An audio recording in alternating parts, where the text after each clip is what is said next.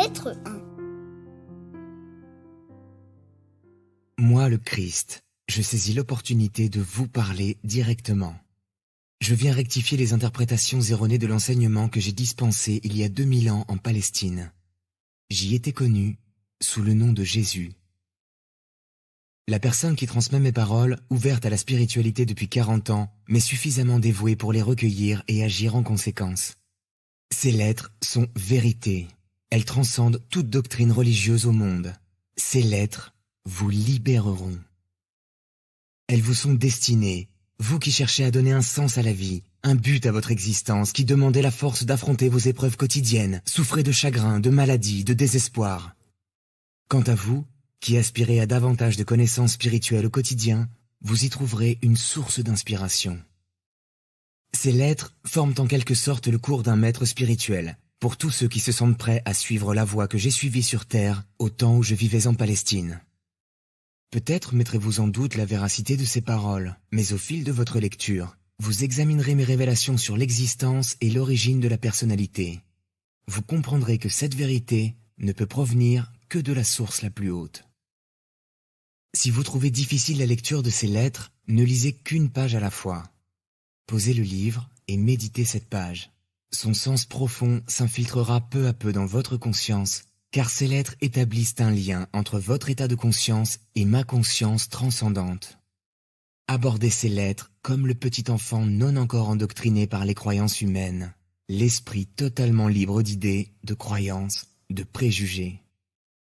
Apportez-moi un esprit sans idées préconçues, avide de connaissances, et je le remplirai d'un véritable trésor, le trésor de la connaissance suprême.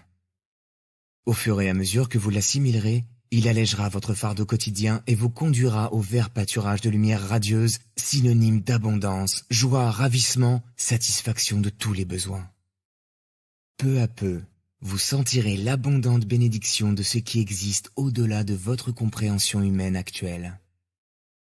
J'adresse ces lettres à tous les peuples de la terre, avec ma compassion et mon amour. Vous ressentirez cet amour et cette compassion en les lisant. Vous vous rendrez compte qu'il n'a jamais été dans votre destinée de lutter quotidiennement pour vivre. Votre existence peut tout à fait se dérouler sans douleur ni anxiété, pourvu que vous compreniez, assimiliez et pratiquiez constamment la vérité de l'existence. But de ces lettres. Elles sont destinées à éclairer le monde en général, afin que l'humanité puisse construire un nouvel état de conscience au cours des 2 prochains millénaires. Ces lettres sont les semences de l'évolution spirituelle future de l'humanité. Notez bien, c'est l'évolution spirituelle de votre conscience humaine qui provoque votre évolution au niveau mental et matériel, tant sur le plan personnel que collectif. C'est elle qui mène l'humanité vers des états de plus en plus harmonieux. Si vous en doutez, considérez les 2 millénaires passés. Voyez tout ce qui a été accompli depuis que j'ai parlé en personne au peuple pour la dernière fois. Il s'est produit une lente évolution vers l'amour fraternel, celui que j'ai constamment prêché aux Juifs. Au temps où je vivais sur Terre, il n'existait pas d'organisation humanitaire comme celle que vous avez aujourd'hui. L'ambition, l'avidité et la satisfaction personnelle étaient acceptés comme des comportements normaux. L'amour fraternel n'existait guère, même parmi les Juifs que les prophètes pendant des générations avaient exhorté à aimer leurs prochains comme eux-mêmes. Au fur et à mesure que l'humanité a élevé sa capacité d'amour fraternel, elle a amélioré le confort et les charmes de l'existence. La considération mutuelle, la courtoisie, la bonté se sont amplifiées. Des hôpitaux ont été créés, une protection sociale de l'enfance, des soins aux aînés instaurés. Des mouvements en faveur des droits de l'homme, de multiples institutions vouées à améliorer la condition humaine ont vu le jour. Tout cela a pris forme dans l'esprit et le cœur d'individus qui ont agi conformément aux paroles que j'ai prononcées en Palestine, où j'exhortais le peuple à l'amour fraternel et à la compassion. Cette sollicitude spirituelle, cet amour fraternel, reçurent une nouvelle et formidable impulsion au XIXe siècle. Du haut des chairs, mes paroles furent prêchées avec une sincérité et une intensité renouvelées. Elles furent également reçues avec joie par des fidèles diligents et sincères. Les prédicateurs et leurs fidèles s'étaient, à ce moment-là, répandus dans le monde entier, sur tous les continents. On considérait alors réellement le Shabbat comme un jour de repos. La majorité des chrétiens élevaient ses pensées vers la contemplation de la puissance de Dieu. Un tel arrêt planétaire des devoirs et activités du quotidien entraînait durant tout un jour une élévation de la pensée consciente vers la puissance divine créatrice. Cela créait un état de conscience humain divin régulier, puissant, soutenant et reliant entre elles les vies humaines. Ces prières attirèrent la puissance divine dans les consciences et l'expérience humaine. Elles sont la cause directe de la croissance et de l'expansion de la vie humaine, et ce, dans tous les domaines. Cependant, les gens ne savaient toujours pas comment diriger mentalement la puissance divine pour créer par l'esprit plutôt que par l'ego. De ce fait, l'activité grandissante de la conscience collective produisit des résultats néfastes issus du pouvoir de l'ego, tout autant que des résultats heureux issus du pouvoir créatif spirituel des âmes inspirées et radieuses. Notez bien, c'est pourquoi je viens expressément vous expliquer un fait d'importance vitale de l'existence. Lisez avec attention, je vous prie. Votre conscience personnelle est entièrement responsable de tout ce qui survient dans votre vie et vos expériences individuelles. C'est votre conscience personnelle qui vous apporte le bien ou le mal. Dans votre subconscient, vous rapportez des souvenirs fortement empreints, quoique cachés, de traumatismes et émotions passées provenant de vies antérieures qui peuvent surgir et colorer votre état de conscience actuel. Il se peut que vos prières ardentes portant sur un sujet précis en vue d'obtenir un soulagement quelconque soient exaucées. Mais cela ne vous profitera guère à long terme si votre esprit et votre cœur agissent constamment en contradiction avec les lois universelles d'amour et si vous vivez dans la critique constante. Les lois universelles de l'existence ne concernent que les activités de la conscience. Elles sont précises et immuables. Elles ne sont ni des récompenses ni des punitions de Dieu. Je répète, elles ne sont pas des punitions de Dieu. Elles s'appliquent aux facteurs causes de la conscience qui attirent, magnétisent des particules électriques, lesquelles se relient et se matérialisent, vous apparaissant comme des formes solides et expériences visibles. Notez bien, certaines personnes, par une prière puissante, établissent parfois un contact avec la réalité divine résidant derrière et en toute création. Elle répond alors, et son activité provoque rapidement les améliorations nécessaires à la vie de la personne et ou du pays. Peut-être s'exclamera-t-on « C'est un miracle !» Mais à plus long terme, l'état de conscience de la personne ou du pays reviendra en force, recréant dans la vie des gens les mêmes effets négatifs sur leur santé ou les événements. On ne peut effectuer de changement durable dans sa vie qu'en changeant son état de conscience. C'est pourquoi il faut prier et s'efforcer constamment d'accéder à l'amour inconditionnel. Au XXe siècle, les capacités mentales de l'humanité sont de loin supérieures à son développement spirituel. Les scientifiques ont cru pouvoir expliquer les origines de la vie en les attribuant au hasard. Les gens ont aussitôt jeté la moralité aux orties et cédé aux pulsions les plus folles de leur ego. Ils ont inauguré une nouvelle ère mondiale dangereuse, en créant un état de conscience planétaire centré sur l'ego, totalement opposé à la nature de l'amour inconditionnel divin. La conscience humaine s'est fermée à l'afflux du divin. Notez bien, le développement croissant de l'imagination malsaine de quelques individus qui auraient été circonscrites localement il y a un siècle est aujourd'hui devenu une infection mentale contagieuse, glorifiée en littérature, au cinéma, au théâtre. Elle contamine le monde entier, crée une conscience humaine collective à son image, explose dans les excès sexuels, la violence et la perversion. Cette infection mentale se manifeste en priorité par des modes de vie centrés sur soi, par l'invention d'objets, de techniques altérant votre santé, par des changements climatiques, l'anéantissement des récoltes, la dégradation de l'environnement, l'extinction d'espèces animales et végétales et le massacre de populations entières. Dans la personnalité humaine, l'infection mentale se manifeste aussi par des comportements déséquilibrés et destructeurs, la consommation de drogue, une dépravation et une cruauté abominables, des opérations mafieuses et une sexualité débridée. Les médias et l'industrie des divertissements ont ainsi créé un véritable cercle vicieux de nuisances et de perversion, emprisonnant la pensée et les activités humaines. Leur but est de séduire le public et de l'attacher au mode de vie centré sur soi. Le cinéma et la télévision deviennent la nouvelle Bible des comportements humains. Des drames individuels, inconnus de l'humanité il y a encore 100 ans, se généralise et les gens craignent de sortir de chez eux. Ils se barricadent derrière de hauts murs. Les problèmes familiaux et sociaux font l'objet de débats publics répétés, et c'est ainsi que se perpétue l'histoire de la misère humaine.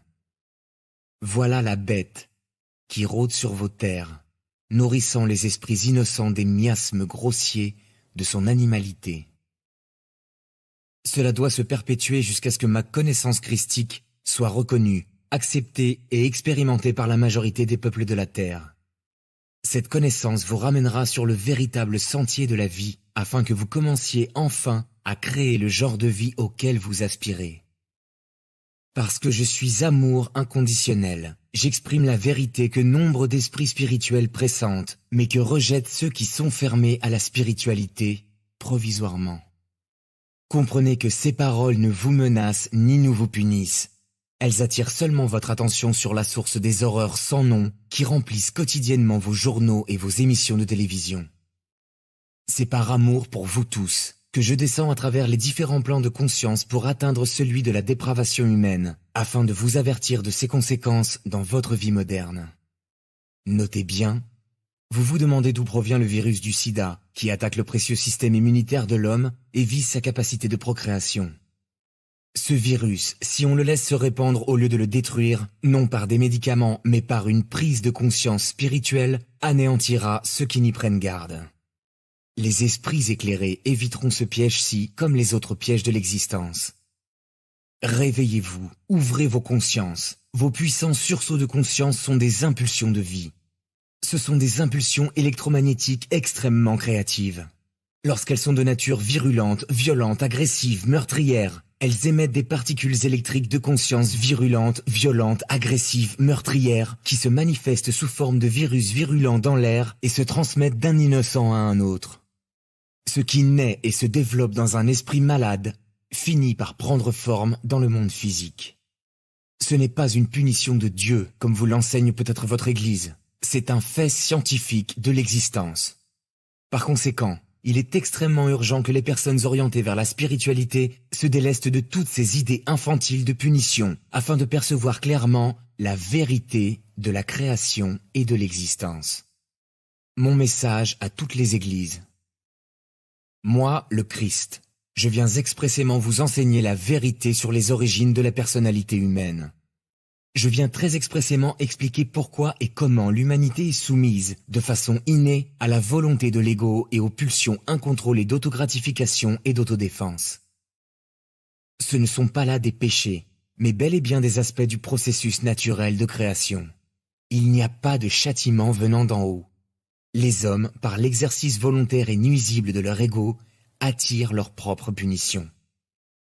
Notez bien, de même que les livres scientifiques deviennent obsolètes au fur et à mesure que l'esprit humain découvre et absorbe des nouvelles connaissances plus avancées, de même il faudrait permettre à la forme actuelle du christianisme, bâtie sur des doctrines erronées dont ma crucifixion est le point central, de mourir de sa belle mort. Notez bien, votre crise mondiale actuelle provoque un nouvel effondrement des lois internationales et établit les fondements d'un futur terrorisme planétaire. Cela montre clairement que pas une religion au monde ne possède la connaissance et l'autorité suffisante pour initier des changements dans les façons de penser de l'humanité et la conduire à la paix et à la prospérité. Le vrai guide spirituel expliquera à sa communauté pourquoi et comment l'état d'esprit moderne crée, par son état de conscience même, les calamités et les horreurs actuellement à l'œuvre. Épidémies, tremblements de terre, inondations, famines, guerres, révolutions et autres tragédies. Croyez-moi, aucun fléau survenant sur votre planète n'est un désastre naturel. Tout ce qui s'oppose à votre bien-être parfait naît d'abord dans votre conscience humaine avant de prendre forme dans vos expériences mondiales. C'est ce que j'ai tenté de dire aux Juifs lorsque j'étais sur Terre, et j'ai pleuré lorsqu'ils ont ri et refusé de me croire. Ils m'ont traité de fou. Église, ne répétez pas la même erreur. Aujourd'hui moribonde, vous êtes figés dans vos rituels et vos dogmes. Vos prêtres et pasteurs sont incapables de faire face à l'évolution des besoins spirituels des ardents chercheurs de vérité. En conséquence, les lieux de culte se vident. Si vous voulez continuer à vivre, surmontez vos différences. Ayez l'humilité d'accepter que la parole inspirée puisse arriver sur terre par des moyens autres que ceux que vous tolérez. Rappelez-vous aussi que moi, le Christ, je n'étais pas toléré par les Juifs. Église, gardez l'esprit et le cœur ouverts. Accueillez ce que vous ressentez intuitivement être une vérité supérieure à celle à laquelle vous vous raccrochez. Délestez-vous enfin des croyances obsolètes qui ont laissé la bête prendre aujourd'hui le contrôle de la pensée humaine. Priez sincèrement de toute votre âme, votre esprit et votre cœur pour une illumination véritable plutôt que pour le maintien de croyances fausses et surannées. Ouvrez les yeux et reconnaissez que vos rituels et croyances obsolètes n'ont pu accomplir ce que j'ai annoncé à l'humanité quand je disais aux gens qu'ils feraient de plus grandes choses encore que moi. En attendant que ce moment arrive et jusqu'à ce que la véritable illumination vous vienne, après force méditation et prière, enseignez, démontrez et vivez l'amour fraternel de toute votre âme, votre cœur, votre esprit, minute après minute, au quotidien. Pour combattre les forces destructrices de la conscience planétaire, l'humanité doit déployer tous les efforts possibles. Elle doit aujourd'hui franchir l'étape suivante de son développement.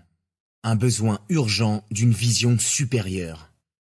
Peuple du monde entier, reconnaissez devoir impérativement accéder à une vision supérieure et devoir la mettre en pratique dans votre vie quotidienne. C'est en accédant à une vision plus élevée que le monde physique échappera à la destruction. Sans cette nouvelle vision de soi ou du monde, il ne peut y avoir d'évolution spirituelle ni de concrétisation des désirs qui vous sont si chers. Actuellement, votre perception de la vie est une perception de labeur et de privation. Ces croyances sont colportées et renforcées par votre télévision de manière à frapper les esprits. Elles finissent par vous apporter la misère que vous espériez éviter. Pour vous sauver de votre propre folie, qui s'exprime à travers les médias et la télévision, la conscience humaine doit très rapidement s'élever afin de voir ce que j'ai vu dans le désert, la réalité de l'amour derrière et en tout ce qui existe. Notez bien, lorsque cette grande vérité sera perçue et accueillie avec allégresse, la réalité de l'amour se manifestera d'elle-même de multiples façons dans chaque être vivant et dans l'environnement lui-même. L'expérience de l'abondance et de la joie renforcera la conscience d'abondance et de joie. C'est ainsi qu'une spirale spirituelle de vie de plus en plus radieuse et merveilleuse se mettra en mouvement. Une fois la véritable nature de l'être bien comprise, l'humanité accédera à un nouvel échelon de son évolution spirituelle et initiera une forme nouvelle et bénie d'entreprise humaine et d'expérience individuelle. Pour cela, l'humanité doit d'abord acquérir un certain discernement pour savoir qui est l'homme et ce qu'il est. Une question nouvelle et importante se présente déjà à la conscience des gens. Qui êtes-vous réellement derrière la façade que vous présentez au monde? Que veut dire être réel? C'est précisément à la question « Qui êtes-vous réellement ?» que répondent à tous les niveaux de votre être les pages suivantes. Si vous pouvez accepter comme ligne directrice de votre vie quotidienne ce que j'ai compris durant les 6 semaines que j'ai vécues dans le désert, vous aussi deviendrez complet et réel, comme je suis devenu complet et réel avant d'entamer ma mission de guérison et d'enseignement. Aujourd'hui, rares sont les gens dans le monde qui peuvent se considérer comme des êtres complets. Vous voyez cela et reconnaissez assurément qu'il est urgent et nécessaire que je m'immisce dans votre esprit pour vous faire accéder à une nouvelle manière de penser et ressentir. Un tel changement de conscience vous mettra en harmonie divine avec la réalité et vous offrira de meilleures conditions de vie et de sécurité. Afin que je puisse accomplir ce travail de reconstruction à l'intérieur de votre conscience, comprenez et acceptez que j'enseignais en Palestine beaucoup de choses que les hommes n'étaient pas encore prêts à recevoir. Je trouve remarquable que l'on ne se soit jamais demandé publiquement pourquoi il n'est jamais fait mention de mes années de jeunesse. Quelle est la vraie raison d'une telle omission? Autre fait tout aussi significatif, j'ai passé 6 semaines dans le désert après mon baptême, je suis revenu de cette expérience enseignant et guérisseur, mais aucun auteur n'a jamais décrit ce qui s'est vraiment passé là-bas. Sauf à dire que je fus tenté par Satan, que j'étais avec les bêtes sauvages, que les anges m'accompagnaient. On n'a jamais fait la moindre allusion à ce qui m'était arrivé dans le désert. C'est pourtant l'expérience qui m'a permis de revenir dans les villes et les villages en proclamant « Le royaume de Dieu est en vous », ou d'enseigner dans les synagogues avec une autorité telle que les anciens en furent étonnés. Mes disciples s'entendirent pour supprimer la vérité sur ma personnalité, afin d'accréditer davantage ma supposée divinité et mon ministère. Selon les évangiles, on a dit de moi que j'étais le Fils unique de Dieu. Pourquoi alors ai-je souvent dit de moi que j'étais le Fils de l'homme? J'ai expressément fait ces déclarations pour contrecarrer les croyances qui prévalaient au sujet de ma divinité et bien faire comprendre aux gens que nous avions la même origine physique. Je voulais leur faire comprendre que ce que j'étais capable de faire, ils le pouvaient aussi. Il fallait pour cela qu'ils aient la même connaissance que moi et suivent mes instructions pour penser juste et agir juste. Tant de mythes se sont créés autour de ma personne terrestre et de ma conscience spirituelle. Il est grand temps de s'en délester le plus possible car ils bloquent l'évolution spirituelle des hommes. Vous qui avez été endoctrinés par des enseignements religieux, comprenez qu'en racontant ma vie, mes disciples évangélistes ont certes parlé de ce dont ils se souvenaient personnellement, mais uniquement si cela corroborait leur propre version de mes activités supranaturelles. Ils ont aussi inclus dans leur récit beaucoup d'épisodes que d'autres avaient racontés à mon sujet durant la 30aine d'années qui suivit ma mort. Après un tel laps de temps et soumis à l'inévitable enjolivement de la vérité, comment pouvaient-ils relater les véritables événements ou encore expliquer avec justesse les perceptions spirituelles qui provoquèrent mes paroles et mes miracles? Une seule personne peut en parler. C'est moi. Par conséquent, ces lettres vous révèlent ma vérité comme jamais aucun témoin n'a pu le faire, quoi qu'il ait pu saisir de ma pensée. C'est aussi pourquoi l'esprit de ma porte-parole a été purifié ces 40 dernières années de tout enseignement orthodoxe et notre système de communication perfectionné. Si ma vérité, exprimée dans ces lettres, s'éloigne de ce qui est écrit dans votre Nouveau Testament, faut-il s'en étonner ou la rejeter pour autant? J'abaisse à présent momentanément ma conscience pour m'approcher autant que nécessaire de votre plan de conscience afin de relater ma vie et mon enseignement d'il y a 2000 ans. Ma place dans l'histoire. Tout d'abord, je signale que Flavius Joseph fait brièvement référence à ma personne et à ma vie dans son Histoire des Juifs, écrite pour le gouverneur romain et présentée à l'empereur. Joseph y mentionne que Jésus, ayant tenté de renverser la loi et l'ordre, ainsi que la tutelle des Romains, a été puni et crucifié. On a prétendu qu'il s'agissait d'un autre Jésus, mais c'était bien moi, celui qui devint ultérieurement le Christ, accomplissant de soi-disant miracles de guérison et de matérialisation était bien cet insurgé. Mais je n'étais pas un agitateur. Je n'ai pas intentionnellement incité le peuple à se soulever contre les Romains et à transgresser la loi et l'ordre établi. Je me rébellais contre les traditions juives. Je voulais aussi promouvoir un moyen plus élevé de penser et de vivre, que j'ai essayé en vain de transmettre à mes compatriotes juifs après avoir séjourné 6 semaines dans le désert. Pour comprendre tout cela, il est important que vous mesuriez la pression exercée par l'opinion publique sur mes compagnons. Tout en étant persuadé que j'avais apporté aux Juifs un message de salut, que j'étais le Messie, le Fils de Dieu, ils n'en étaient pas moins de ce monde, et essayaient de s'y conformer le mieux qu'ils pouvaient. Aussi, même s'ils connaissaient mes sentiments hostiles envers les croyances juives, ils ne voulaient pas renoncer entièrement à l'Ancien Testament, qui avait soutenu le peuple juif et maintenu sa cohésion tout au long de son histoire. Pour préserver ce qu'ils croyaient devoir conserver de l'ancien système, ils supprimèrent toute description relative à ma personne. Mes disciples, Paul également, ont bâti leur propre édifice de croyances sacrées sur ce qu'ils souhaitaient préserver de ma vie et de mon enseignement. Ils n'enseignèrent et ne firent fructifier que ce qu'ils estimaient important pour les gens, juifs et gentils confondus, à cette époque et pour les temps futurs. Ils ne gardèrent donc que ce qu'ils pouvaient exploiter, renonçant à la majeure partie de ce que j'avais appelé les secrets du royaume de Dieu, car ils ne les comprirent jamais. Ils jugèrent tout aussi peu désirable de garder ce que je disais sur la création d'une nouvelle perception du divin, du Père. Ils voulaient surtout préserver la croyance juive selon laquelle tout péché peut se laver par un sacrifice au temple. La personne de Jésus fut alors transmuée en sacrifice exemplaire suprême, qui lave par la crucifixion tous les péchés des hommes. Cette croyance a servi de nombreux objectifs à cette époque. Elle donnait à ma mort sur la croix une explication valable et héroïque. Elle voulait prouver au peuple que j'étais le Fils de Dieu, accomplissant une mission précise jusqu'à son dernier jour. Cette croyance s'avéra aussi être de grands réconforts pour les Juifs lorsque les Romains détruisirent leur temple, et elle entraîna beaucoup de conversions.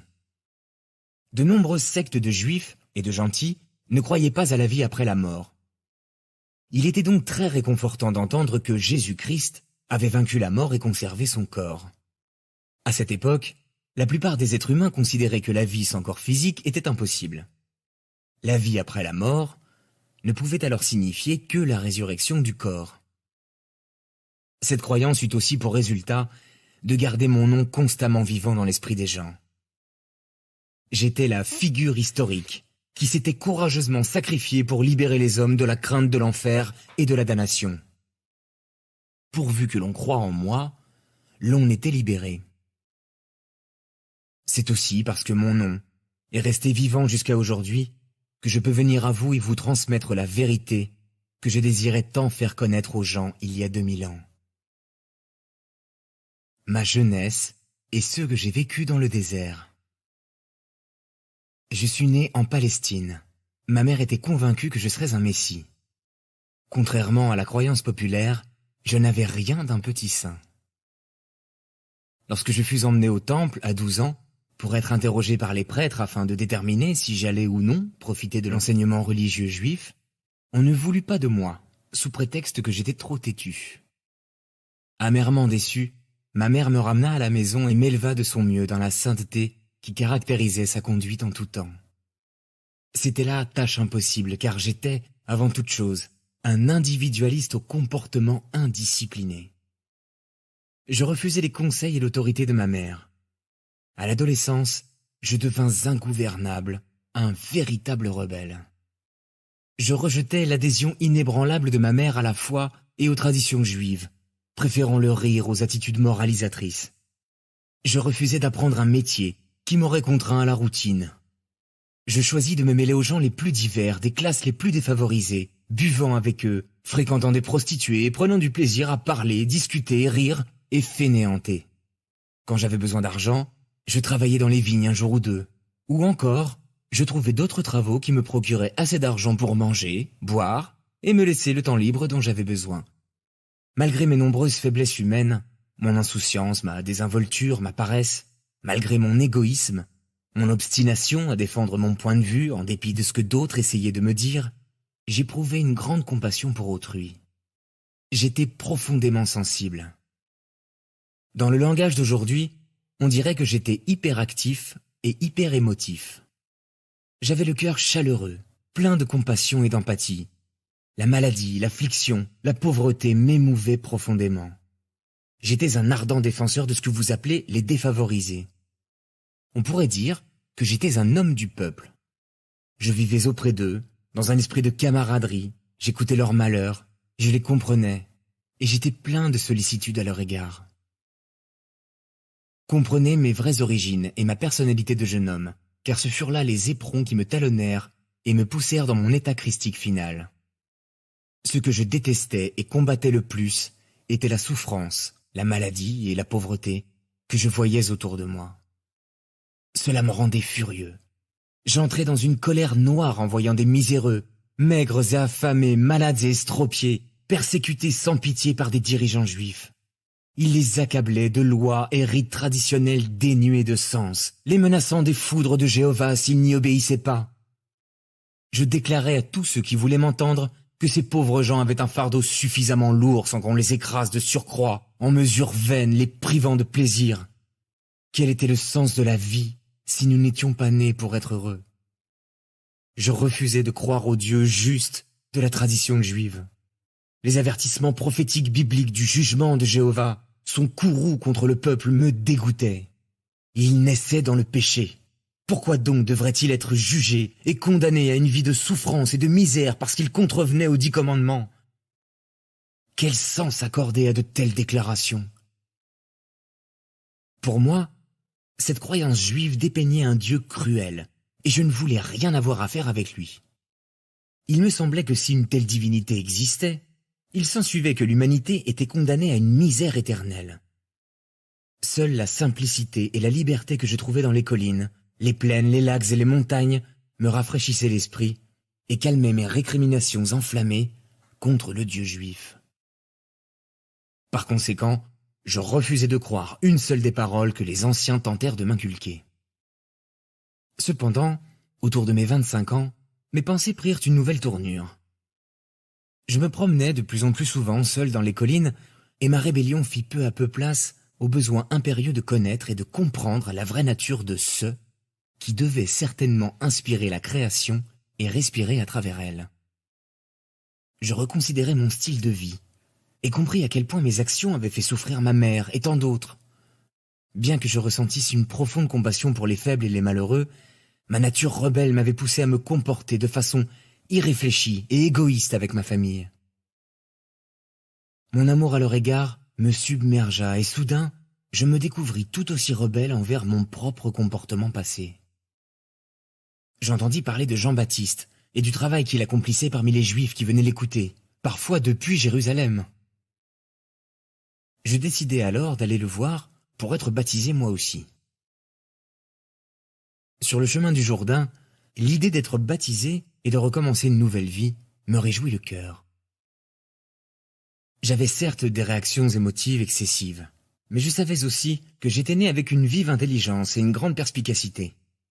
Je les avais jusqu'alors mal dirigés, utilisés de façon nuisible dans les débats, entraînant les gens dans des controverses violentes. J'avais dilapidé mes talents en menant une vie d'entêté, toute de plaisir et de farniente. Il en résultait que j'avais perdu l'estime d'autrui et le respect que je me portais à moi-même. Pour la première fois, je jugeais cela intolérable. Il m'apparut qu'à l'avenir, je pouvais et devais mieux utiliser mes dons. Au lieu de créer simplement des remous, peut-être pouvais-je trouver le moyen d'alléger les soucis de ceux dont j'avais tellement pitié. Jusqu'à ce jour, j'avais été de peu d'utilité pour qui que ce soit. Mon baptême. Lorsque j'entrai dans l'eau du Jourdain pour être baptisé par Jean, je ne m'attendais pas à ressentir autre chose que du soulagement pour avoir enfin pris une décision profitable, celle de réformer mon comportement. Je m'attendais à ressentir une nouvelle détermination pour rentrer à la maison, étonner ma mère et les voisins par mon amabilité envers eux. Ce qui se passa réellement quand Jean me baptisa fut une expérience complètement différente de tout ce que j'aurais jamais pu imaginer. Je ressentis une vague d'énergie prodigieuse déferler à l'intérieur de mon corps. J'en fus littéralement assommé. En sortant du fleuve, tout chancelait. Je me sentis élevé en conscience d'une manière tout à fait extraordinaire. Une immense vague de bonheur rayonnant me souleva jusqu'à l'extase. J'étais dans le ravissement, conscient d'une intense lumière. Je m'éloignais du fleuve en trébuchant et marchais sans discontinuer, ne sachant où j'allais. Je continuais à avancer dans cet état second jusqu'au désert. Notez bien, mes 6 semaines dans le désert furent un temps de totale purification intérieure de ma conscience humaine. Mes anciennes attitudes, mes croyances et préjugés furent tous dissous. Le temps est venu pour moi de faire part aux gens réceptifs de tout ce que j'ai ressenti, vu, réalisé, compris. Pour vous aider à abandonner l'image archaïque d'une déité biblique, j'éviterai de parler de Dieu sous ce nom et userai de termes qui ouvrent votre esprit et l'aident à saisir la réalité derrière toute forme, couleur, son, émotion et compréhension terrestre. Ces termes revêtiront pour vous une signification de plus en plus grande au fur et à mesure que vous persévérerez dans la prière et la méditation. Ce que je ressentis dans le désert. Je fus soulevé dans une lumière intérieure radieuse et me sentis vibrant et prodigieusement vivant. J'étais rempli d'extase, de joie. Je sus sans aucun doute possible que cette puissance était le véritable créateur dont émane toute créature. Cette glorieuse harmonie intérieure, cette paix Ce sentiment d'accomplissement parfait, ce merveilleux instant qui se suffisait à lui-même, était la véritable nature de la réalité. La puissance créatrice donnant vie à la création et à l'existence. Ce que j'ai vu, réalisé et perçu dans le désert. Je fus soulevé dans une autre dimension de perception consciente, qui me permit de voir la vérité au sujet de l'existence. Je vis, avec lucidité et clarté, ce qui était réel et ce qui était faux dans la façon de penser de l'homme. Je réalisais que cette puissance créatrice que j'expérimentais était infinie, éternelle, universelle, remplissant tout espace au-delà des cieux, des océans, de la terre et de toute chose vivante. Je vis que cela était la puissance de l'esprit. Cela était la puissance créatrice de l'esprit. Il n'existait nul lieu où cette divine puissance créatrice de l'esprit ne se manifestait pas. Je réalisais que l'esprit humain émanait de l'esprit créateur divin, comme une bougie allumée par le soleil. Par moments, ma vue humaine était spirituellement si élevée que je voyais au travers des rochers, de la terre, du sable. Il me paraissait alors n'être qu'un scintillement de poussière microscopique. Je réalisais que rien n'était réellement solide. Au moindre doute qu'il pût en être ainsi, les changements dans le phénomène cessaient. Beaucoup plus tard, je découvris que mes pensées, imprégnées d'une forte conviction, pouvaient opérer des changements dans le scintillement de poussière, que la science nomme aujourd'hui des particules chargées électriquement, et donc modifier l'apparence du rocher ou toute autre chose que j'observais. À ce stade, j'en vins à réaliser l'effet puissant que peut avoir sur l'environnement une conviction ou foi inébranlable lorsqu'elle s'exprime par un ordre ou même une simple croyance. Le plus saisissant, c'était de réaliser en totale ouverture d'esprit, en état de conscience cosmique, que tout ce dont j'étais témoin était réellement la puissance créatrice de l'esprit divin lui-même, rendu visible dans ce scintillement de poussière infinitésimale. Et mieux, de découvrir que l'activité de la pensée humaine pouvait profondément affecter son apparence. Je réalisais qu'il n'y avait rien de solide dans l'univers. Tout ce qui était visible était la manifestation d'un certain état de conscience qui déterminait la composition et la forme de ce scintillement de poussière.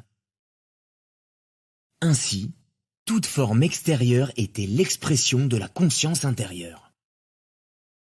Je réalisais que vie et conscience n'étaient qu'une seule et même chose. Il était impossible de dire ceci est de la vie et cela de la conscience. La conscience était vie, la vie était conscience, et toutes deux étaient la puissance créatrice, l'esprit divin universel au-delà, dans et derrière l'univers. Je réalisais que les hommes attribuaient une importance démesurée à l'individualité et à la forme. Ils ne pouvaient imaginer que l'esprit et l'intelligence puissent agir de façon tangible, autrement qu'au moyen de la forme individuelle. C'est pourquoi les Juifs avaient créé l'image mentale d'un immense être suprême doté de tous les attributs, positifs et négatifs, de l'être humain. Les prophètes croyaient au courroux de Jéhovah. Ils évoquaient ces menaces de punition, ces épreuves qui survenaient sous forme de maladies et d'épidémies en punition de l'entêtement des humains. Mais ces images mentales, réalisais-je, étaient des mythes. Elles n'existaient pas. Je perçus qu'en tout domaine de l'existence, c'était l'esprit, l'expression de l'intelligence, qui était la source même de la création et de l'homme. En conséquence, la Genèse devait être reformulée ainsi. Avant toute création, était l'esprit universel, la puissance créatrice, derrière et en la création elle-même. Ayant vu avec une telle clarté et sans aucune équivoque que la puissance créatrice de l'esprit universel était partout, dans l'infini des cieux et sous sa forme active dans les formes terrestres, je reçus intérieurement l'ordre de regarder autour de moi. Il n'y avait que du gravier et des rochers.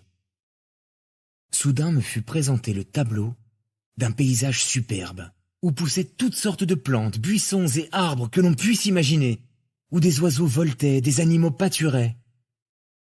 Regardant cette vision avec stupéfaction, je vis que les plantes et les arbres, chacun d'eux, oui, même les oiseaux et les animaux, étaient en réalité composés de centaines de communautés d'entités infiniment petites que vos scientifiques modernes appellent des cellules.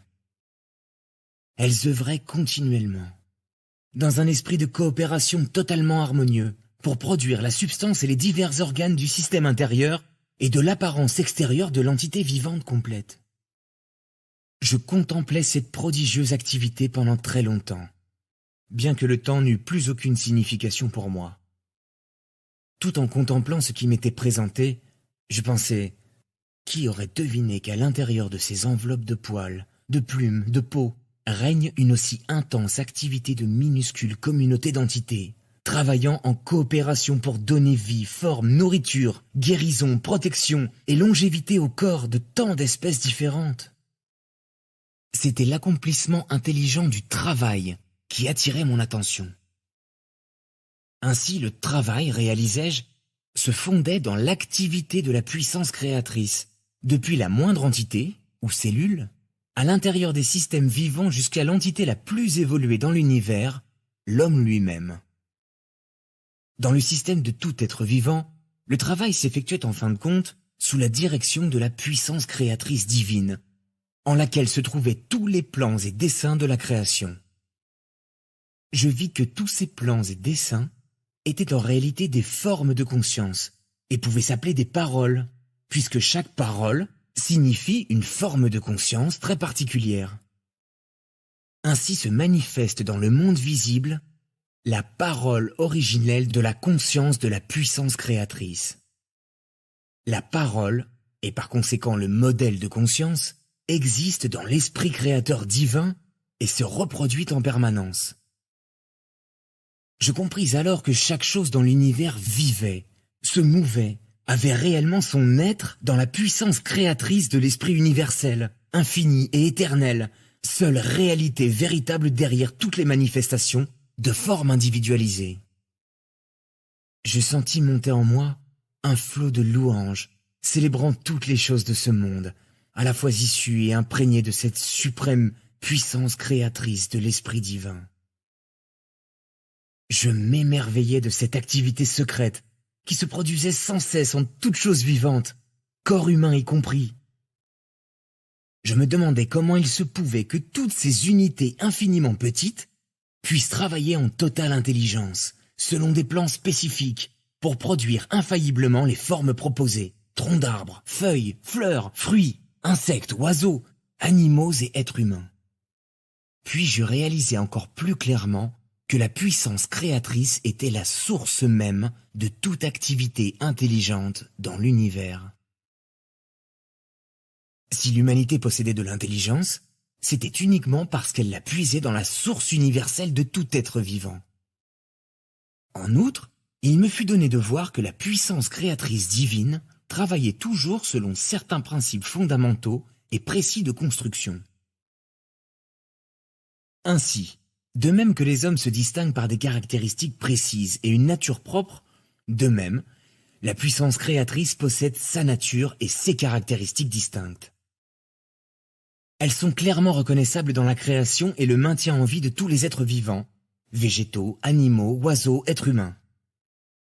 Je vis que ces principes et caractéristiques, clairement observables dans le processus de création, sont des lois invariables, fixes, régissant toute existence.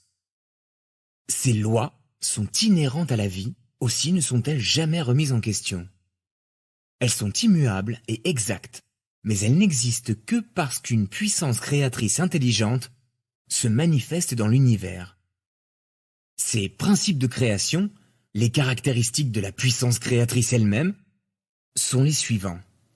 J'emploie le présent car ces principes sont éternels. 1. La nature de la puissance créatrice est croissance. Tout ce qui vit croît en permanence. La croissance est une caractéristique universelle, un principe d'existence immuable. 2. La nature de la puissance créatrice est nutrition et nourriture. Nutrition et nourriture constituent un processus normal et merveilleusement organisé dans le corps, Évident pour qui veut bien l'examiner. Toute créature vivante reçoit sa nourriture selon ses préférences individuelles et la digère pour soutenir sa santé et son bien-être. Quand naissent de petites créatures, le lait est déjà disponible chez la mère, prêt et attendant les nouveau-nés. En cela réside un principe d'existence mystérieux et indéniable. Aucun scientifique ne peut expliquer pourquoi une fonction si fortuite, inhérente au système de survie des espèces, est apparue dans l'existence. La fonction d'allaitement peut certes être comprise par l'intellect, mais non la raison subtile ni la source qui la sous-tendent. 3. La nature de la puissance créatrice est guérison. La guérison est un phénomène naturel que l'on peut considérer comme un processus de perfectionnement, instauré pour assurer le bien-être individuel, mais personne ne peut expliquer ce qui induit l'activité de guérison. 4. La nature de la puissance créatrice est protection. La protection est une caractéristique majeure de la puissance créatrice dont toute l'activité apparemment miraculeuse travaille à protéger. Aujourd'hui, vos livres médicaux décrivent les systèmes de protection de votre corps entier. Mais dans le désert, je vis que les caractéristiques de la protection étaient inhérentes à la puissance créatrice intelligente de la manière suivante. Comme les plantes, les oiseaux et les animaux m'étaient présentés afin que je les observe sous l'effet de l'inspiration, je vis que tout besoin de protection des corps était pris en charge avec amour et qu'une grande attention était apportée aux moindres petits détails. 5. Cette caractéristique de protection se combine avec une autre caractéristique dynamique, la satisfaction des besoins. J'en vis clairement l'exemple dans la chevelure, la fourrure et les plumes dont étaient pourvues les créatures vivantes afin de protéger leur peau et les préserver de la chaleur ou du froid extrême. Je vis que les extrémités tendres des doigts et orteils, délicates et essentielles, étaient recouvertes d'ongles ou de sabots appropriés. Les sourcils protégeaient les yeux de la sueur, les paupières et les cils les protégeaient de la poussière et des blessures. Je réalisais que les animaux qui attiraient les mouches avaient une queue faite de telle sorte qu'elle leur permettait de s'en débarrasser sur le champ. Que d'attention et d'amour, radieux et réjoui, manifestaient ces attributs physiques, à première vue minimes et insignifiants, mais si décisifs pour le confort des êtres vivants. Ces articles de luxe physique, parachevant les modèles corporels de base, étaient à l'évidence issus d'une intelligence désireuse qu'hommes et bêtes vécussent heureux, libérés même des petits tracas qui auraient été les leurs sans ces options de luxe. Les fonctions naturelles elles-mêmes étaient conçues si intelligemment et aménagées si confortablement qu'elles donnaient envie de rendre grâce. Tout était si bien dissimulé au regard, que l'homme était béni, fortuné de naître dans une vie si bien organisée. Une fois de plus, je rendis grâce et me sentis soulevé dans une lumière intérieure dorée de ravissement émerveillé. Je voyais, à présent, que les créatures vivantes étaient censées être dégagées de tout souci, mais qu'elles étaient aussi censées exprimer l'amour exubérant de la nature, de la puissance créatrice. Ainsi, elles avaient des membres, bras et mains, jambes et pieds, doigts et orteils, pour se mouvoir, courir, sauter, danser, pour exprimer les pensées, les émotions les plus intimes. Je sentis même que si le genre humain désirait fortement voler et avoir des ailes, en croyant de tout son cœur qu'il le pouvait, il lui pousserait finalement l'organe supplémentaire qui le permettrait. C'est à ce stade de compréhension de sa nature que je pris pleinement conscience de l'amour qui dirige l'œuvre de la puissance créatrice intelligente et universelle. Comme je méditais cet amour, je réalisais que l'aspect mère de la création nourrit, protège, satisfait aux besoins et favorise la guérison de sa progéniture. C'est là l'activité de l'amour. 6. La caractéristique naturelle de la puissance créatrice aimante et intelligente qui donne vie à la création, sa forme individuelle et son être est le travail. Elle travaille pour nous, en nous et à travers nous. Son amour est toujours suscité par l'amour. Cette révélation cosmique me remplit de joie et d'étonnement. Dans quel monde merveilleux nous vivions! Ce fut là l'apogée de mon illumination et de ma vue d'ensemble sur la vérité de la source de tout être. J'avais déjà vu la réalité des corps physiques, composés de diverses communautés d'infiniment petites entités, identiques, travaillant dans un esprit de coopération et d'harmonie pour produire les différentes composantes du corps, la chair, les os, le sang, jusqu'aux yeux et aux cheveux. La seule différence entre ces communautés était le type de travail exigé en vue de leur but commun.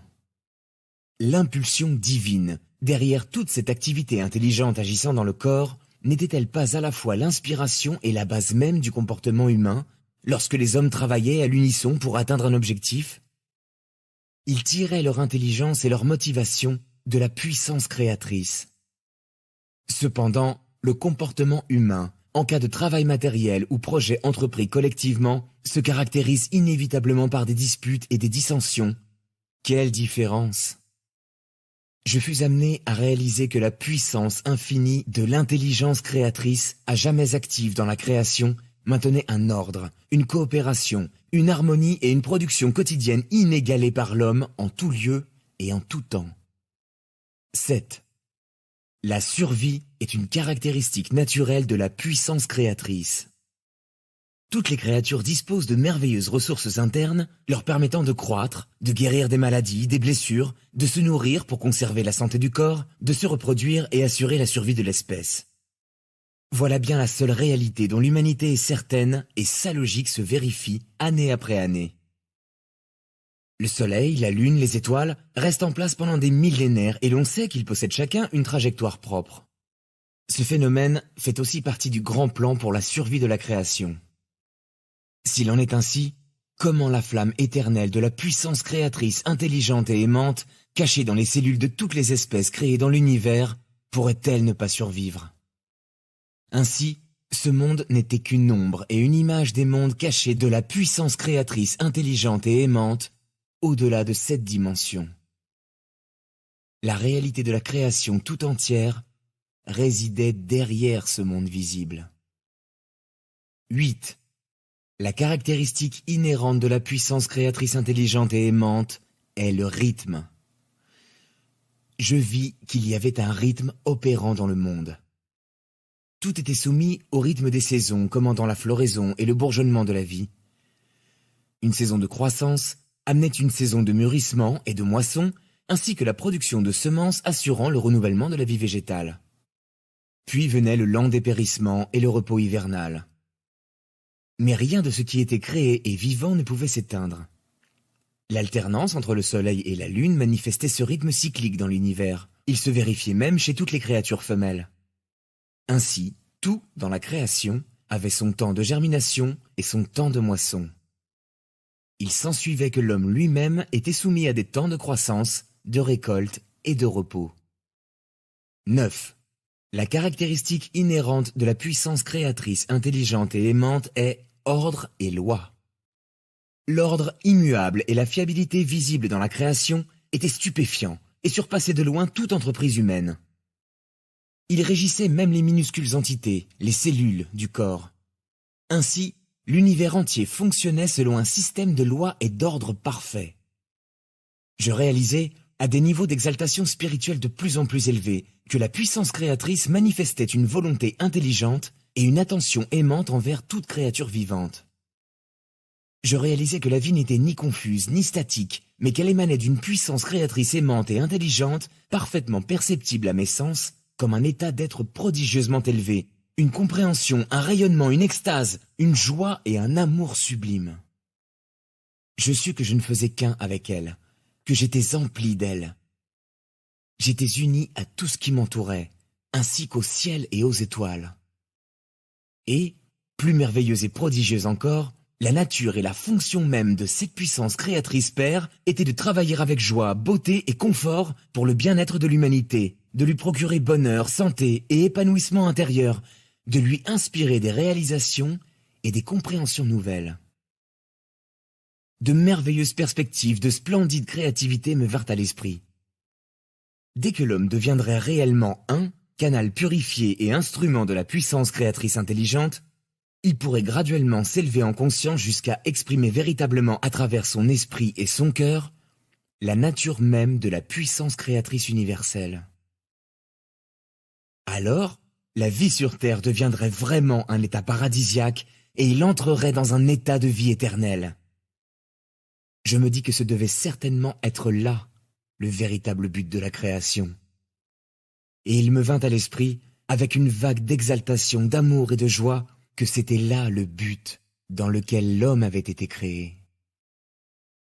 Mais quoi que l'homme fût, et est encore aujourd'hui, très imparfait dans son comportement, absolument rien ne lui serait impossible dans le futur, puisque, malgré ses erreurs, il ne faisait qu'un avec la puissance créatrice.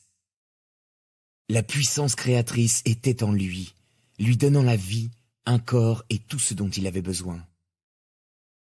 Cette longue prise de conscience m'éleva à de tels niveaux de ravissement, d'exaltation et d'extase sublime que je pouvais à peine le supporter.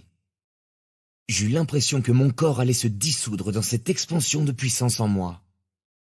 J'étais irradié de lumière et pouvais la voir autour de moi, illuminant le paysage désertique.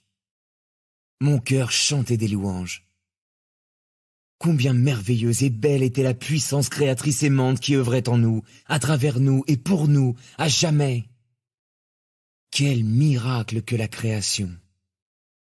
Je criais tout haut, tu es la source de tout être, le créateur en même temps que sa manifestation, en et à travers tout ce qui est créé. Rien dans l'univers tout entier n'est séparé de l'infini illimité et éternel de la vie divine, de la conscience de la puissance créatrice que tu es. Alors comment se peut-il que l'homme soit si prompt à pécher? Pourquoi les gens souffrent-ils de maladies, de pauvreté et de misère? Explique-le-moi, ô puissance créatrice Père si aimante, car la douleur de leur vie misérable m'accable. Il me fut alors donné de voir la réalité des conditions terrestres de toute créature vivante. Je ressentis une formidable exaltation, car j'allais enfin pouvoir comprendre comment une puissance créatrice divine, aussi aimante, pouvait permettre que sa création souffre une telle misère. Il me fut montré que tout être vivant dans la création devrait rayonner de santé, être soigné, nourri, protégé, guéri, vivre en paix et dans la plénitude, prospérer dans une société de créatures n'éprouvant qu'amour les unes pour les autres. Cependant, au moment de la création, deux impulsions de base apparurent dans l'être pour garantir son individualité. C'était elles qui contrôlaient la conscience humaine. Ces impulsions m'ont été expliquées en détail, mais je réserve cette connaissance à une lettre future quand vous serez plus en mesure de la comprendre. Il me fut montré l'éclatante vision suivante. Tout d'abord, je vis un nouveau-né sous forme de lumière, une forme de vie de la puissance créatrice. Au fur et à mesure que le bébé grandissait pour devenir enfant, puis adulte, je vis peu à peu la lumière de la puissance créatrice diminuer, jusqu'à être complètement obscurcie par une couche dense de chaînes et de cordes. Je demandai la signification de cette vision. Il me vint à l'esprit une compréhension claire qui pourrait s'exprimer dans les termes suivants. De la naissance à la mort, les gens croient et soutiennent que leurs cinq sens, la vue, l'ouïe, le toucher, l'odorat et le goût, traduisent correctement leur réalité et celle du monde environnant.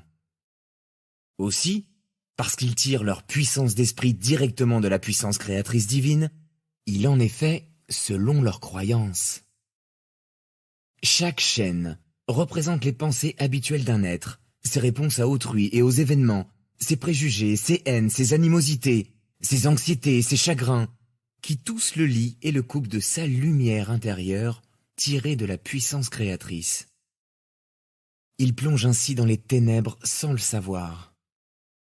Il croit qu'il grandit et se perfectionne en respectant les normes sociales, lesquelles lui permettront d'avancer et de réussir, ce qui est le but de la plupart des gens sur Terre. En fait, plus l'homme acquiert de maturité et de savoir-faire dans ses entreprises matérielles, plus ses chaînes et cordes l'enserrent dans l'étreinte des impulsions jumelles d'attachement-rejet. En outre, chaque chaîne est forgée de désirs égoïstes et malhonnêtes, d'avarice, d'agression, de violence et de viol. Ces chaînes chargent lourdement son cou et pèsent sur le psychisme, cette puissance créatrice de la conscience qui réside en lui. Ces chaînes et cordes le ligotent de plus en plus étroitement au fur et à mesure que passent les années, jusqu'à ce qu'il réalise ce qu'il s'inflige, délie par un repentir sincère chacune des cordes, des chaînes, et fasse acte de réparation vis-à-vis des gens lésés. Grâce à cette vision, je découvris un aspect précieux de l'existence.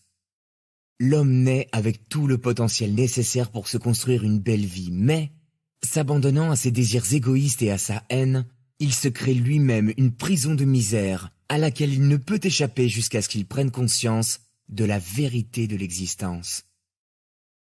Tous les problèmes liés à une existence difficile résident dans le processus de pensée de l'homme lui-même.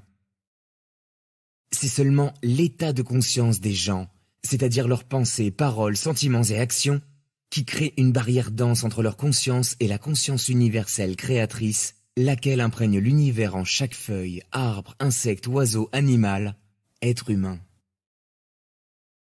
Il me fut aussi montré les lois de l'existence, gouvernant l'aptitude humaine à créer de nouvelles circonstances, un nouvel environnement, des relations, la réussite ou l'échec, la prospérité ou la pauvreté. Ce que l'homme croit profondément être, en bon ou en mauvais, il le deviendra. Ce que l'homme craint que d'autres ne lui fassent, ainsi lui feront-ils. Ce que l'homme espère que d'autres lui feront, il doit d'abord le leur faire, puisqu'il crée alors un modèle de conscience qui reviendra vers lui dans la mesure où il aura donné aux autres. Quelque maladie que l'homme appréhende, il en sera la victime car il aura créé un modèle de conscience de la dernière chose qu'il souhaite vivre. Tout ce qui émane du cœur et de l'esprit de l'homme lui revient tôt ou tard sous une forme ou une autre. Mais n'oubliez pas que toute chose engendre toujours son pareil.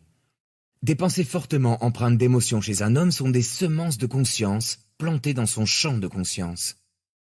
Elles croîtront, produisant une moisson identique à ce qu'il aura semé. Ce sont les fruits du libre arbitre. Il n'y a aucune possibilité pour l'homme d'échapper à ce qu'il pense, dit ou fait, car il est né de la puissance de la conscience créatrice divine et il crée pareillement avec son imagination. Ceux qui aspirent à de bonnes choses pour eux-mêmes doivent d'abord les donner à autrui.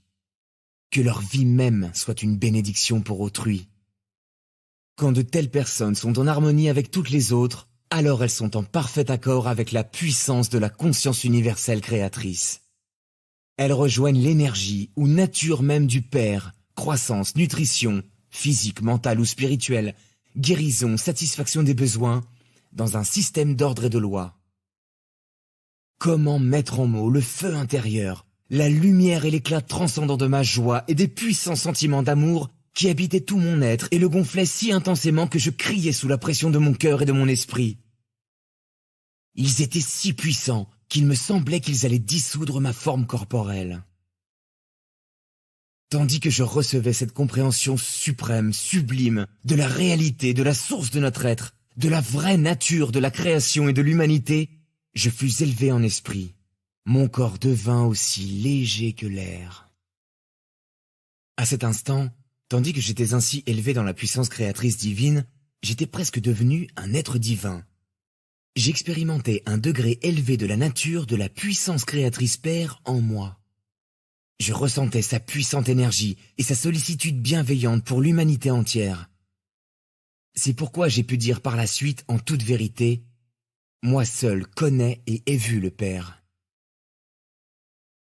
Comme je désirais alors enseigner, guérir, réconforter, édifier, nourrir, débarrasser les hommes de leurs souffrances et de leur misère. Je rêvais de les libérer de leur crainte d'un Dieu vengeur totalement irréel. Lorsque je reviendrai pour leur annoncer la vérité, avec quelle fougue je mettrai l'accent sur la réalité de l'amour parfait de la puissance créatrice Père qui pourvoyait à leurs moindres besoins. Il leur suffirait de demander, chercher, frapper, et leurs besoins, quels qu'ils fussent, seraient satisfaits. Avec quelle joie je leur annoncerais la bonne nouvelle. La rédemption de la souffrance était à leur portée si seulement ils voulaient bien purifier leur esprit et leur cœur des impulsions jumelles de l'être humain manifesté. Ce devrait être simple, pensais-je. Il suffirait qu'ils aient la compréhension et la maîtrise d'eux-mêmes. Me voici descendu vers vos niveaux vibratoires pour me replacer dans l'état d'esprit qui fut le mien dans le désert. Essayez, je vous prie, de pénétrer mon état de conscience d'alors, vous comprendrez infiniment mieux mon récit. Tant de choses, telles mes guérisons et ma marche sur les eaux, vous deviendront évidentes.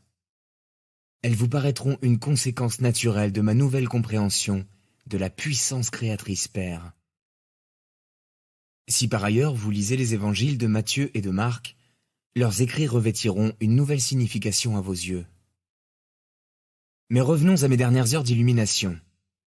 J'étais là, dans le désert, totalement conscient que l'homme crée lui-même, involontairement, la barrière qui l'empêche d'être en harmonie avec la puissance créatrice Père. J'avais à présent hâte de retourner enseigner, guérir, réconforter et sécher les larmes de ceux dont j'avais tant pitié. C'est néanmoins à regret que je quittais cet endroit sanctifié où j'avais été tellement illuminé et transformé en esprit. Mais quel futur merveilleux m'attendait! Je traverserai toutes les cités, les villes et les villages et annoncerai la bonne nouvelle à tous ceux que je rencontrerai. Le royaume des cieux, où disparaissait toute maladie, où tout besoin était satisfait, se trouvait en eux. Parce que je savais que le Père et moi-même étions un, maintenant que mon esprit était purifié de mes anciennes croyances et pensées, je dirigerais la guérison sur leurs maladies et leurs vices. Je leur apprendrais comment soulager leur misère. Quand la conscience Père en moi diminua, je revins graduellement à la conscience humaine, je me rendis compte que j'étais tenaillé par la faim et que je revenais à mon conditionnement humain. Mes réactions, face à mes 6 semaines d'expérience, se modifièrent. Ma conscience du moi et mes envies reprirent le dessus. Quoi? C'est à moi que sont arrivées ces choses incroyables et tellement inattendues, exultai-je. Il m'a été donné de recevoir la connaissance au-delà de ce qu'aucun homme a jamais reçu. Je jubilais en réalisant qu'enfin, mes doutes et ma rébellion contre le Dieu vengeur des Juifs orthodoxes traditionnels s'avéraient justifiés. J'avais raison, après tout. Qui eût jamais cru que l'esprit humain pouvait être aussi créatif, qu'une pensée ou un désir fermement maintenu pouvait réellement se matérialiser dans le domaine du visible? Je réalisais que Moïse avait dû en savoir quelque chose, car il avait accompli des faits extraordinaires quand les Israélites étaient dans le besoin. Il était devenu un guide et avait changé la destinée des Israélites jusqu'alors maintenus en esclavage en Égypte. Je pouvais maintenant retourner auprès des miens et les libérer de l'autorité rigide de leurs anciens. La faim me tenaillait. Il me vint à l'esprit que je pourrais changer des cailloux en pain pour apaiser mon besoin de nourriture, puisque la puissance créatrice Père agissait à travers mon esprit et que de ce fait, tout dans l'univers obéirait à mon commandement. J'étais sur le point de prononcer la parole qui changerait des pierres en pain lorsque quelque chose me retint brutalement. Il me vint fortement à l'idée que la conscience créatrice Père était protection parfaite, nutrition, satisfaction de tout besoin, de sorte que je pouvais apaiser ma faim en le demandant au Père. Je réalisais que si le petit je, le moi humain dans le besoin, utilisait la puissance créatrice pour des raisons égoïstes, j'érigerais une barrière entre la conscience créatrice Père et moi-même, et que tout ce que je venais d'apprendre pourrait bien m'être retiré. Cela me fit peur. Je m'empressais de demander à la puissance créatrice Père de nouvelles forces pour me ramener vers les habitations et à Nazareth.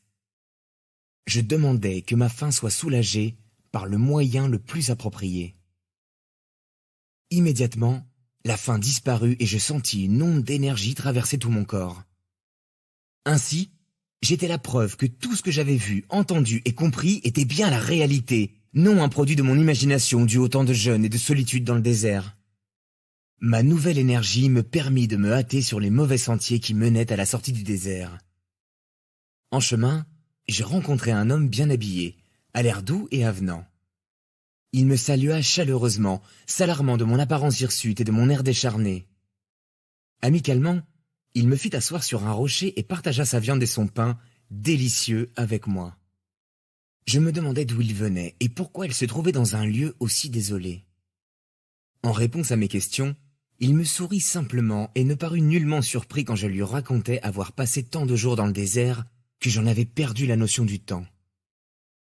Je lui expliquai comment la vraie nature du Créateur du monde ainsi que les vraies lois de l'existence m'avaient été révélées. Il ne fit que sourire et approuver de la tête.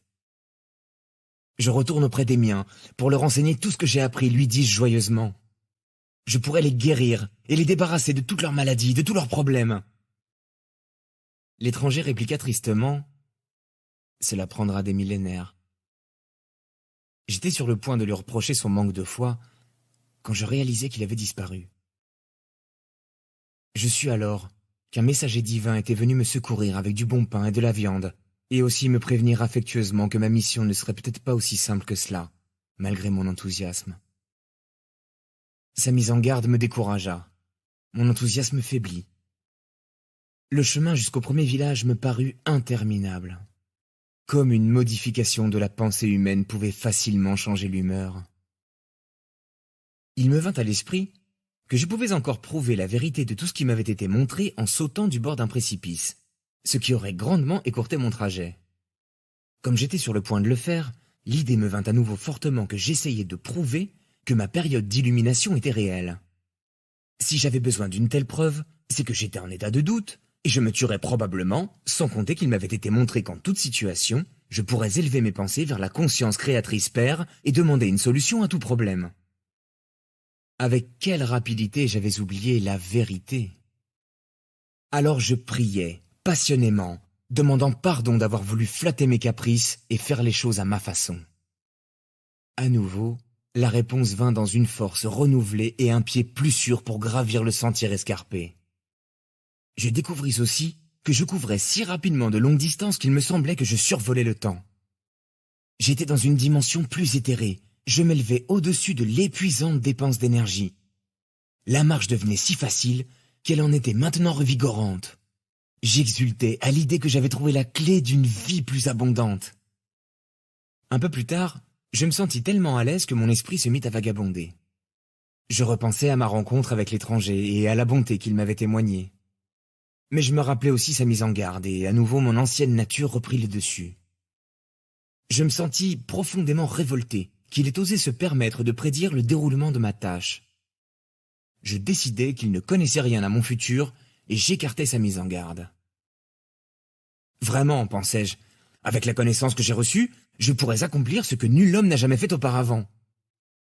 Au lieu de lutter contre les difficultés de la vie, je pourrais facilement amasser des biens, faire des adeptes sur mon passage et partager mes connaissances pour leur rendre à eux aussi la vie plus facile. Je pourrais éliminer toute trace de souffrance et de douleur. Tandis que je contemplais les lieux environnants qu'il me serait si facile à présent de visiter, je sentis soudain que je ne faisais plus qu'effleurer la surface du sol. Je m'élevais jusqu'au plus haut sommet d'une montagne escarpée, dominant la région. Le monde s'étalait à mes pieds. Je sentis revenir mon premier enthousiasme. Comme il serait facile de réunir les gens et de leur transmettre mon savoir. Je deviendrais puissant et même célèbre pour avoir délivré l'espèce humaine de toutes ses souffrances et maladies. Je gagnerais l'estime des hommes et leur respect. Je ne serais plus considéré comme un bon à rien. Tout ce que je venais d'apprendre à peine quelques heures auparavant me revint brusquement à l'esprit avec une clarté et une force inouïes. N'avais-je pas appris que la seule manière de prospérer était d'abandonner ma volonté propre et de me tourner vers le Père pour recevoir son assistance en tout ce que j'entreprendrais? Alors je me rappelais que la création travaillait dans le dessein d'accomplir ses propres buts. Le processus d'individualisation suscitait certains comportements humains. Attirer et repousser, prendre et donner. C'était là une source de grande souffrance dans toute vie, mais n'était-ce pas elle précisément qui forçait les gens à chercher une meilleure façon de vivre pour trouver le vrai bonheur? Je réalisais que les maux de l'humanité avaient leur rôle à jouer dans le plan humain de l'existence. Avais-je le droit d'apporter ces informations privilégiées aux hommes et d'annuler ainsi les effets du processus d'individualisation? Je réalisais que je réfléchissais à partir du centre de mon individualité, mon ego. Or, c'était précisément l'égoïsme qui créait des barrières entre l'humanité et la conscience créatrice Père-Mère. Je devais donc maîtriser mon centre du désir humain si je voulais vivre en parfaite harmonie avec mon Père, ce qui était mon intention sincère. Je continuais mon chemin, songeant à ce qui m'attendait et à la façon de surmonter au mieux les impulsions que me dictait ma conscience humaine. Je voulais rester dans le flux de la conscience Père, dont je recevrais inspiration, guidance, réponse aux questions que je me posais, pain quotidien, santé et protection chaque jour de ma vie. En fait, je réalisais que tant que je me maintiendrais dans ce flux de conscience Père, aucun mal ne pourrait m'approcher. Je recevrais tout ce dont j'avais besoin.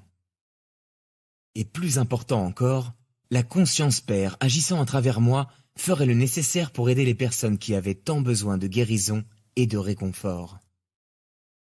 Je devais continuellement vaincre ma révolte contre les dures réalités de l'existence pour écouter la voix intérieure et me conforter à la volonté supérieure du Père. Cette volonté supérieure était amour parfait, entièrement dévolu à mon bien-être suprême. Je réalisais qu'il aurait été insensé de suivre ma volonté propre, qui avait pourtant dicté mon comportement jusque-là. C'est à ce moment qu'il me vint l'inspiration de m'adresser en parabole aux hommes. Ceux qui seraient prêts à concevoir la connaissance comprendraient et en feraient bon usage. Mais il s'avéra que même mes disciples ne purent se défaire suffisamment des doctrines juives pour comprendre le principe de la conscience et l'activité de la puissance créatrice divine au sein de la création. Elle est restée jusqu'à ce jour un mystère pour tous, sauf pour les gens spirituellement illuminés. Il est difficile pour l'esprit humain d'appréhender pleinement le terme spirituel d'illumination. C'est pourquoi il est préférable de lire ces lettres lentement, de les accompagner de beaucoup de méditation et de prières pour bien les comprendre. Souvenez-vous, à moins de redevenir comme un petit enfant rempli d'émerveillement et de foi totale, débarrassé du fruit intérieur inutile produit par vos croyances, préjugés, ressentiments, ambitions, délesté également de votre égoïsme, vous ne serez pas à même d'assimiler ces pages comme il le faut. Redevenez ce petit enfant, défaites-vous de tout votre conditionnement mental passé. Si vous éprouvez de la souffrance mentale, émotionnelle ou physique, c'est uniquement parce que, quelles que soient vos croyances les plus sincères, elles ne vous sont d'aucune aide. Elles ne contribuent pas à votre bien-être. Il est temps d'examiner votre état d'esprit. En êtes-vous content? Vous pouvez faire des choix et demander au Père de vous aider à effectuer les changements. L'aide vous sera sûrement accordée, à condition que vous n'en doutiez pas. Continuez à lire et à assimiler ces lettres. Je vous y encourage vivement. Comprenez bien surtout la puissance de votre état d'esprit. Il résulte de votre programmation totale, consciente et inconsciente. Comprenez encore, car c'est essentiel, que rien de cet état d'esprit humain ne provient de la dimension spirituelle. Il est uniquement terrestre, et bien certainement rempli d'idées fausses, de préjugés, de malentendus, de ressentiments, de mémoires enfouies, de blessures anciennes et d'habitudes censées répondre aux aléas de la vie.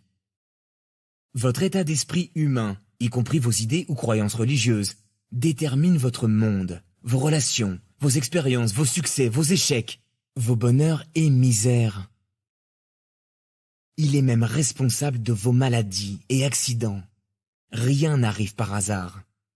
Tout est tissé des fils intérieurs de votre conscience personnelle, pensée, espoir, croyance en la vie, en votre destin, en Dieu.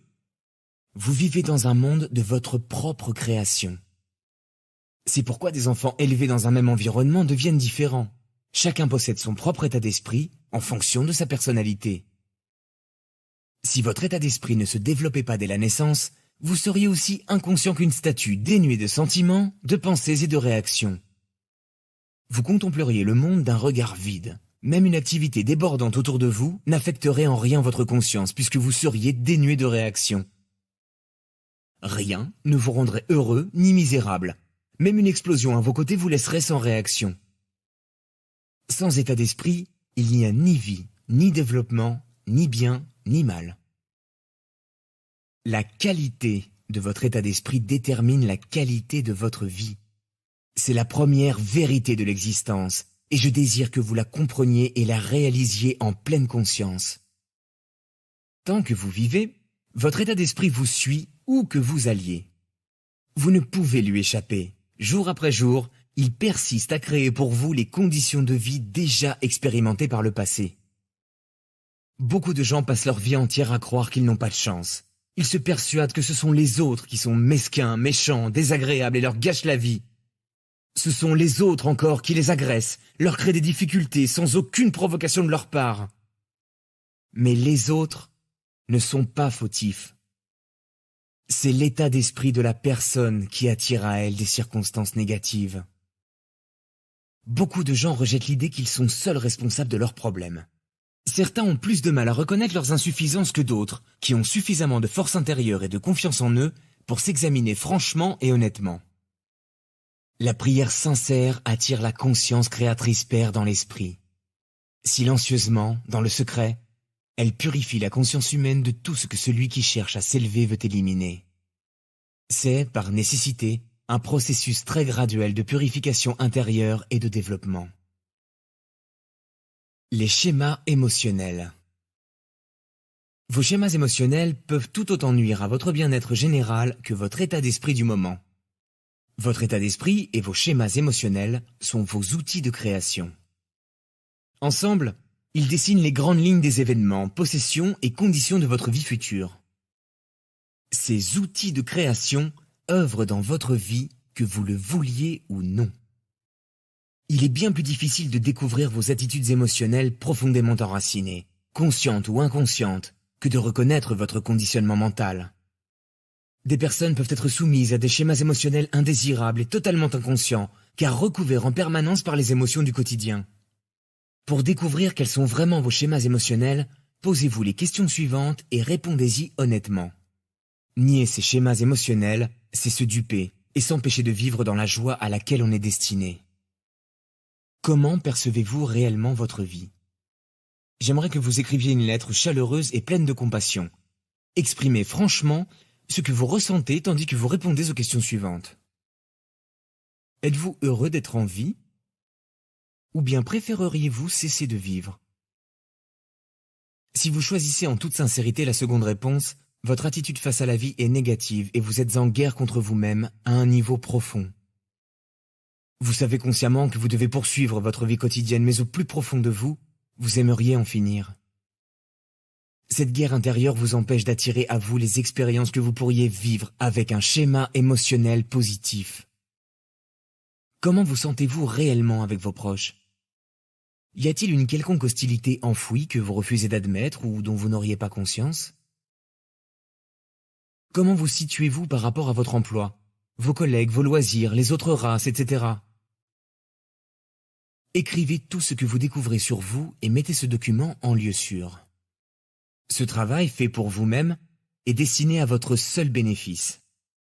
Vous ne l'avez pas fait pour être une personne meilleure, plaire à Dieu ou recevoir l'approbation d'autrui. Vous l'avez fait pour ôter vos blocages intérieurs, qui entravent votre développement spirituel et votre bonheur.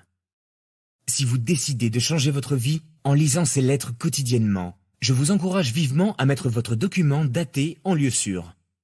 Relisez-le dans un an et vous vous réjouirez des grands changements à présent installés dans votre état d'esprit. Vous constaterez aussi que des changements seront survenus dans les circonstances de votre vie. Souvenez-vous que la prière et la méditation entièrement dirigées vers votre Créateur renouvelleront vos forces et votre discernement, lesquels, à leur tour, transformeront vos sentiments et votre environnement. Quand vous priez, ne vous focalisez jamais sur vos problèmes. Demandez toujours le bon remède. Laissez le Créateur vous apporter la bonne solution que votre esprit humain ne peut pas même imaginer. Par exemple, ne dites jamais à votre Père Créateur combien vous êtes malade. Concentrez-vous sur la puissance de la guérison que vous recevrez instantanément, quoique votre conscience soit peut-être trop dense, c'est-à-dire trop humaine pour que vous puissiez l'apercevoir.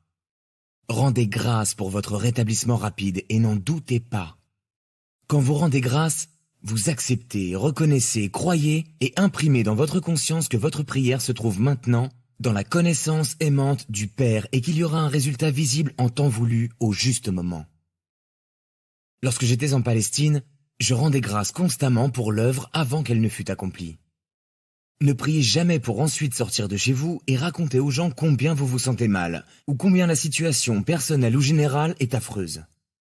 Si vous avez demandé au Père Créateur une solution à vos problèmes, qu'ils soient par exemple financiers ou de santé, quelle insulte vous lui faites si vous continuez à parler de ces problèmes passés. Vous défaites immédiatement l'œuvre que le Père Créateur a entreprise. Si, après votre prière, votre attitude intérieure négative perdure, priez encore et encore jusqu'à ce que vous puissiez l'écarter de votre esprit et réellement croire que tout est divinement pris en charge à l'instant même. Rendez maintes fois grâce pour les bienfaits que vous avez demandés. Assurément, ils se matérialiseront. Il y a des milliers de personnes dans le monde d'aujourd'hui qui comptent régulièrement sur le Père Créateur universel pour combler tous leurs besoins et témoignent des multiples bénédictions reçues dans leur vie. Abandonnez vos peurs, elles ne vous servent à rien. Tournez-vous dès maintenant vers le Père Créateur universel, la source de votre être, de votre conception, croissance, développement, nutrition, régénération, guérison, la réponse à tous vos besoins, votre protection dans un système de loi et d'ordre spirituel. Prenez conscience que tout ce travail merveilleux est constructif, ordonné et a sa raison d'être. Vous avez vraiment un esprit maître qui vous soutient, vous, votre famille, vos conditions de vie. Faites-lui confiance. Empêchez vos pensées de gâcher l'œuvre créatrice divine. Rappelez-vous par-dessus tout que moi, le Christ, j'ai pu accomplir mes soi-disant miracles uniquement parce que j'étais conscient que le royaume de Dieu était en moi et que je pouvais toujours compter sur mon Père Créateur pour qu'il accomplisse son œuvre en moi et à travers moi. Rappelez-vous que vous avez une conscience individuelle uniquement parce que vous l'avez puisée dans la conscience créatrice Père. Quand votre conscience individuelle sera entièrement purifiée de toute négativité, vous aussi deviendrez un canal, une voie purifiée de la conscience créatrice Père. Vous serez une source joyeuse de croissance, de nutrition, de guérison, de soins, de protection, de satisfaction de tout besoin, dans un système bien organisé de loi et d'ordre, pour tous ceux qui entrent en contact avec vous. Cette influence puissante s'étendra, par l'intermédiaire de votre esprit, à votre famille, vos amis, vos voisins, vos cultures, vos animaux et vos moissons. De même que l'électricité passant par vos mains allume un bec benzène dans un laboratoire, de même votre rayonnement de force de vie profite à tous ceux qui pénètrent votre champ d'influence. C'est là l'intention première de la création. Vous étiez destiné à exprimer la conscience créatrice universelle à travers votre cœur et votre esprit. Moi, le Christ, je viens aujourd'hui vous montrer comment le faire. Tout d'abord, examinez dans quel état de conscience j'accomplissais mes soi-disant miracles. Je ne récitais pas de prière apprise, définie. Je demandais simplement ce qui était nécessaire au Père Créateur, rayonnant à travers ma propre conscience. Je prenais fortement conscience de la conscience créatrice Père et visualisais qu'elle était une force dynamique œuvrant et se manifestant dans le monde visible en tant que créativité, intention intelligente, croissance, nutrition, guérison, régénération, protection, satisfaction des besoins, le tout dans un système de loi et d'ordre. Je réalisais que la conscience créatrice Père irradiait toute sa nature à travers ma conscience pour pénétrer la conscience de ceux qui avaient demandé la guérison et croyaient sincèrement qu'ils la recevraient. Je savais aussi que s'ils n'avaient pas foi et espérance en la guérison, leur conscience négative ne s'ouvrirait pas à l'influx de la nature de la conscience Père et qu'aucune guérison n'aurait lieu. Je réalisais aussi que l'œuvre de guérison accomplie par la conscience créatrice Père était vraiment l'amour rendu visible sur terre. Je réalisais encore que toute l'œuvre accomplie par la conscience créatrice Père dans le monde visible était de l'amour manifesté. Et je rendais grâce. Je réalisais que toute la substance de l'univers provenait de la conscience universelle, et je rendais grâce. Je réalisais que la conscience créatrice Père était l'ouvrier, qu'elle était éternelle, infinie, et que rien si ce n'est l'esprit humain, ne pouvait l'empêcher d'accomplir son œuvre. Par conséquent, je débarrassais mon esprit de tout sentiment et pensées humaines. J'étais un canal parfait de l'amour Père, et la volonté parfaite de l'amour Père s'accomplirait en celui qui avait besoin de guérison. Je savais pertinemment que ce qui, dans la conscience de la personne, avait provoqué son infirmité, sa mutilation, sa maladie, était alors effacé de son corps. Mais la question était de savoir si sa conscience habituelle ferait ou non revenir dans son corps les maux divinement effacés. C'est pourquoi je disais à la personne qui venait d'être guérie, « Va et ne pêche plus ». Sachez-le et croyez-le de tout votre cœur. L'état de conscience qui était le mien lorsque je vivais sur Terre, tout ce dont j'ai parlé dans le développement qui précède, est bel et bien l'état de conscience auquel vous devriez vous aussi aspirer de tout votre esprit et votre cœur. Les illuminations que j'ai vécues dans le désert m'ont permis de réaliser la conscience christique dans une large mesure, pendant que j'étais sur Terre. Suivez mes traces si vous en avez la volonté, et je serai assurément à vos côtés pour vous aider dans votre cheminement. Vous sentirez peut-être ma présence si vous êtes suffisamment réceptif pour cela. Mais si dans un premier temps vous ne sentez rien, n'en soyez pas affligé. En travaillant au changement de votre conscience, je vous assure que vous entrerez en harmonie avec ma conscience christique et que je saurai tout ce qui vous arrive. Sachez que votre raison d'être sur Terre est de vous élever en conscience spirituelle jusqu'à ce que vous transcendiez toute votre humanité qui vous retient actuellement pour arriver vous aussi au final à contrôler les éléments et devenir un maître. Comprenez aussi que lorsque la conscience mondiale sera en parfaite harmonie avec la conscience créatrice Père, toutes choses contraires au parfait bien-être de l'homme disparaîtront. Il n'y aura plus de moustiques porteurs de malaria, de sauterelles dévastant vos cultures, de conditions climatiques extrêmes, d'infections, de virus et autres calamités qui actuellement nuisent aux êtres vivants. Vous vivrez sous un manteau de protection universelle. Quand votre conscience sera en parfait accord et en parfaite harmonie avec l'amour Père, alors vous aussi serez protégé divinement et deviendrez un canal d'intention créatrice, de croissance, de nutrition, de protection, de guérison, de régénération, de satisfaction des besoins, de loi et d'ordre. L'amour Père agira dans votre esprit, votre cœur, votre corps et vos entreprises. Il agira dans toute personne vers qui vous dirigez sa puissance.